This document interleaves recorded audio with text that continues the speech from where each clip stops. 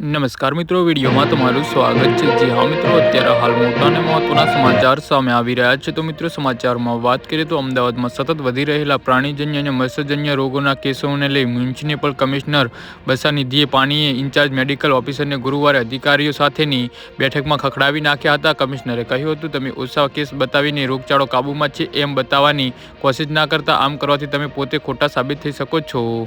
જી હા મિત્રો, અત્યારે હાલ મોટા અને મહત્વના સમાચાર સામે આવી રહ્યા છે। શહેરમાં આવેલા ખાનગી પ્રેક્ટિશનર ઉપરાંત હોસ્પિટલમાંથી પણ મચ્છર અને પ્રાણીજન્ય રોગોના પણ કેટલાક દર્દીઓ નોંધાય છે, તો એ વિગતો જાહેર કરવાનું રાખજો। ચોમાસું પૂરું થયા પછી કમળા અને કોલેરા માટેના 27 હાઈરિસ્ક એરિયા હેલ્થ વિભાગ તરફથી જાહેર કરાયા છે। જે હા મિત્રો, અત્યારે હાલ મોટા અને મહત્વના સમાચાર સામે આવી રહ્યા છે। અમદાવાદમાં આ વર્ષે ચોમાસાનો સમય દિવાળી પછી પણ લંબાવાયો જોવા મળ્યો હતો। શહેરીજનો શરદી, ખાંસી, તાવ ઉપરાંત વાયરલ ફીવર જેવા રોગોથી મોટી સંખ્યામાં બીમાર પડી રહ્યા છે। આજે એ સ્થિતિ પ્રાણીજન્ય રોગોમાં પણ જોવા મળી રહી છે। વિશ્વ આરોગ્ય સંસ્થાના નિયમ મુજબ પાણીના સેમ્પલ 95% સુધી ફિટ આવે તો તેને પીવા યોગ્ય ગણાય છે। જે હા મિત્રો, તો આના વિશે તમારું શું કહેવું છે તો નીચે મારી કમેન્ટ બોક્સમાં જરૂરથી જણાવજો અને મારી યુટ્યુબ ચેનલને સબસ્ક્રાઈબ કરવાની ભૂલતા નહીં। વિડીયો પૂરો જોવા બદલ તમારો ખૂબ ખૂબ આભાર।